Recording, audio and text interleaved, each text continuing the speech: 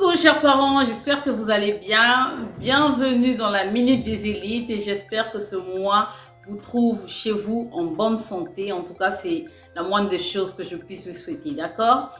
Alors, ce mois, comme annoncé précédemment, nous allons parler du vol chez l'enfant. Et oui, malheureusement, plusieurs d'entre nous, en tant que parents, faisons face à cette situation où nous nous retrouvons avec des adolescents qui commencent à voler à la maison et développent cette habitude au point d'aller voler dehors. Donc, aujourd'hui, je vais vous parler des causes du vol chez l'enfant. Pourquoi? Parce que, eh bien, il n'y a aucun enfant au monde qui naît voleur, d'accord? L'enfant développe ce caractère à cause de deux choses principales. La première des choses qui pousse votre enfant à voler, eh bien, c'est le manque.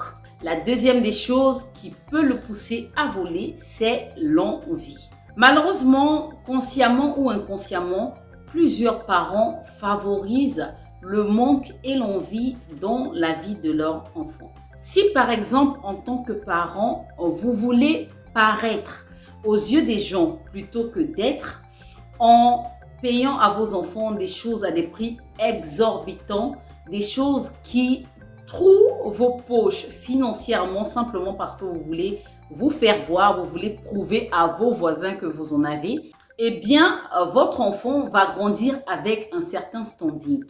Et pour éviter qu'il ait l'envie, vous aurez l'obligation de tenir ce standing.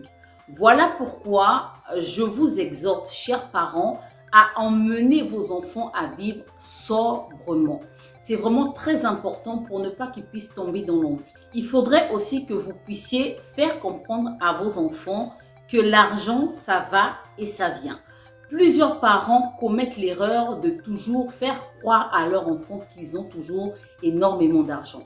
Et ils se retrouvent parfois gênés dans certains magasins quand les enfants font une crise en face d'un jouet. Il est important de faire comprendre à l'enfant qu'aujourd'hui, je peux t'acheter X ou Y chose parce que j'en ai. Et quand vous n'en avez pas, vous devez avoir le courage et la sincérité de dire à votre enfant, aujourd'hui, papa n'a pas, quand il aura, il va t'en acheter. D'accord? Ça évite à votre enfant de développer l'envie. Aussi, si vous voulez accrocher votre habit là où votre main n'arrive pas, simplement pour paraître, comme je l'ai dit précédemment, et que vous inscrivez par exemple vos enfants dans des écoles à des prix exorbitants, tandis que vous n'avez pas les moyens véritablement pour soutenir cela sans vous gratter la tête, eh bien, ça sera difficile. Pourquoi? Parce que votre enfant sera en face des enfants de ceux qui ont énormément de moyens. Et le fait qu'il voit par exemple son ami avec telle paire de chaussures, tel téléphone et que lui, il n'a pas, eh bien, ça va créer en lui l'envie. Et ça peut le pousser à aller voler. Deuxièmement, c'est le manque. Il faudrait éviter que votre enfant manque selon vos moyens.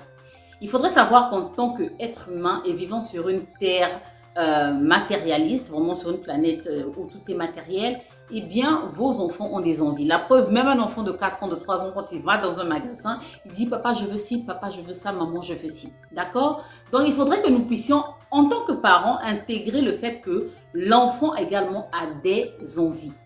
Et lui apprendre l'intelligence financière très tôt.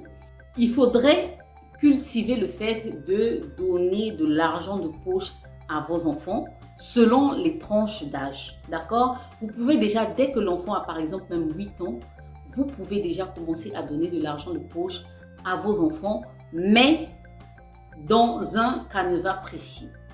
Je vais vous expliquer ce que j'ai fait et qui m'a aidé à canaliser mes enfants concernant l'argent, à les aider à épargner, à investir et à se résilier.